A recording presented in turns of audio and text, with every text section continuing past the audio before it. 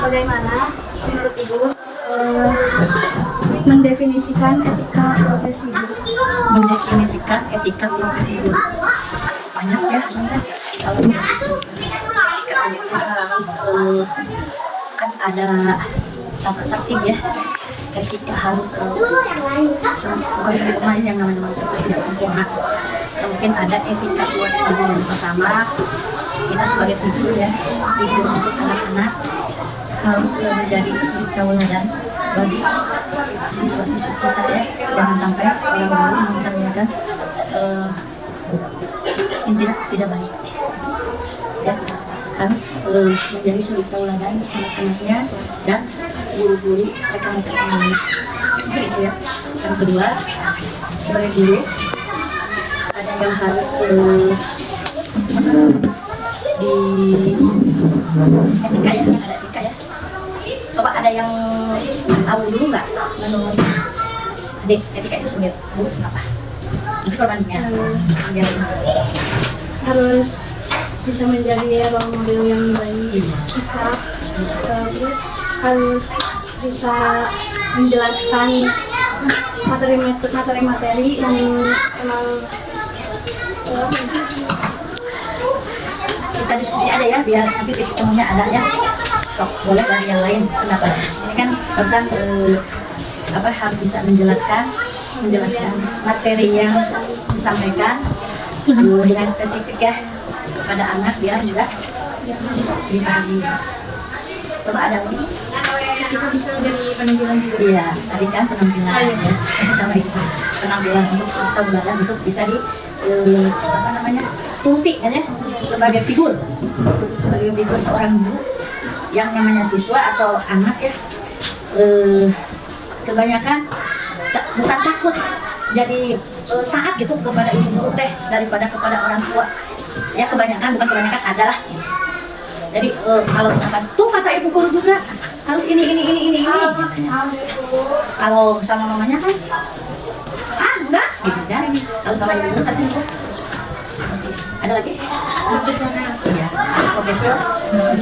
Walaupun dari rumah ini boleh gini, walaupun dari rumah kita ada masalah ya, kita sebagai ibu jangan sampai ditumpahkan di kelas, jadi di sekolah sampai dari rumahnya ke saya dan di baru dan itu sisihkan dulu masalah ini, kita sisihkan dulu permasalahan apa kita hapus aja.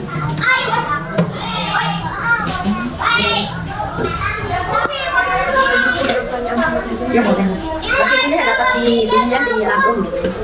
Pertanyaan selanjutnya, aspek apa saja yang menurut Ibu penting dalam profesi?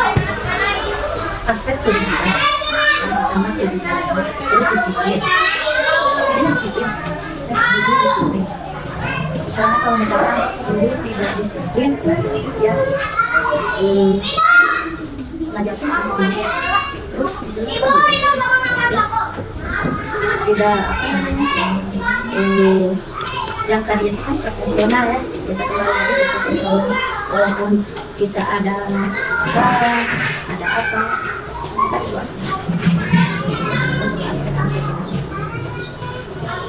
Kedisiplinan sebagai seorang guru.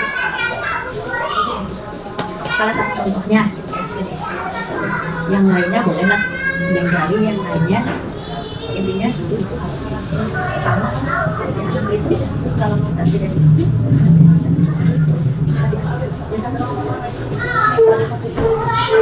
dalam bidang apa Lebih membayang. Yang ketiga, bagaimana peran etika profesi dalam keseharian tugas seorang guru? dalam keseharian etika itu memperhatikan seperti memperhatikan diri sendiri terus anak didik kita untuk beretika.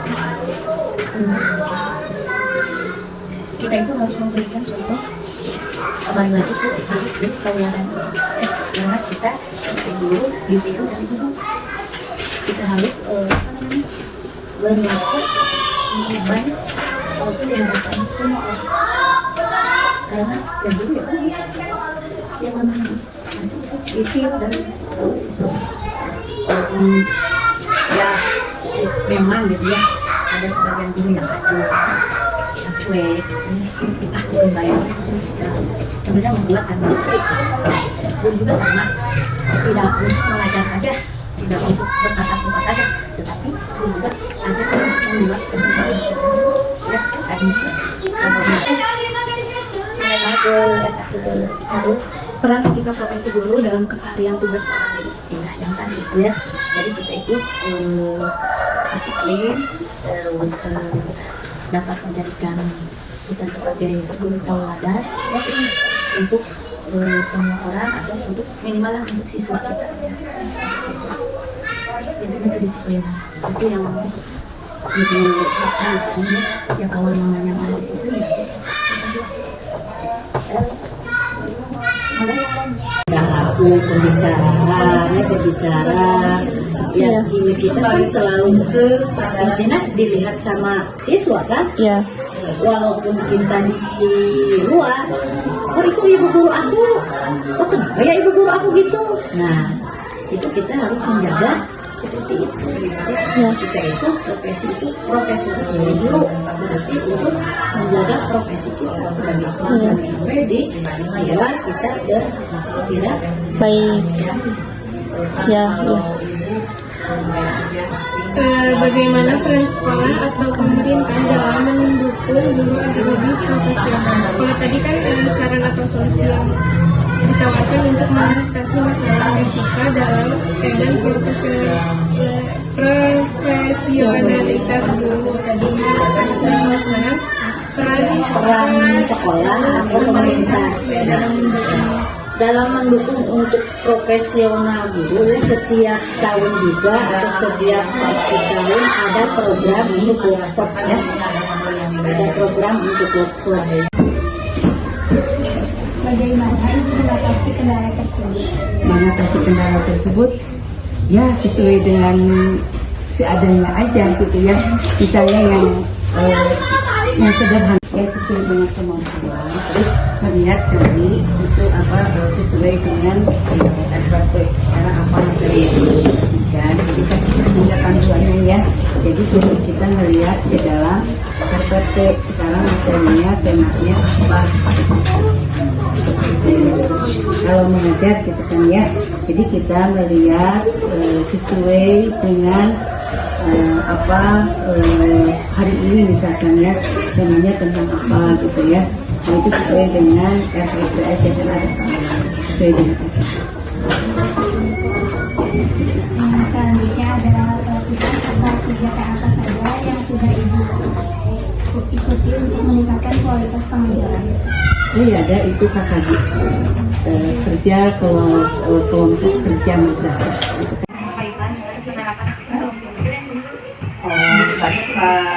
ABK itu ada.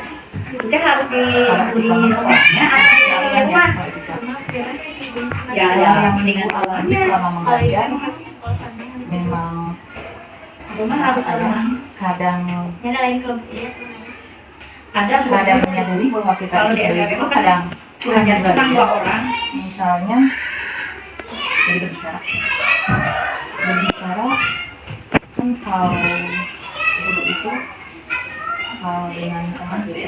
Tapi ketika kalau misalnya di sekolah bahwa ibu itu adalah pengajar gitu. Berarti kalau pengajar itu harus dijaga mungkin bicaranya ya.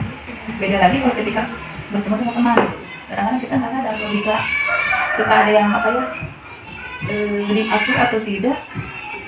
Walaupun ibu sendiri sebagai guru suka berbicara suka lupa dengan apa ya bahasa yang wajar lah gitu ya. Kalau dengan teman kan kadang-kadang ya lah sama gitu. Tapi ketika di sekolah ya mungkin hal itu tidak sama gitu. Ya kan dan juga ya, tapi yang dirasakan ibu memang suka kecelakaan gitu. Jadi karena bersama teman itu adalah ngobrol teh suka ada yang kurang enak didengar gitu. Tapi ya itu manusiawi nggak bisa dipungkiri. Meskipun nggak boleh sebetulnya itu ya, karena itu dari dulu bahwa kita di sekolah itu harus mencontoh anak-anak kita. Bagaimana bagaimana mau anak-anak sama kita kalau bisa berbicaranya dia kurang baik gitu. Itu dari segi cara juga ya, juga berubah yang cara dari akhlaknya. Apa yang kita contohkan kepada anak-anak ya harus yang baik, tidak boleh misalnya ke anak muda begini, tapi kita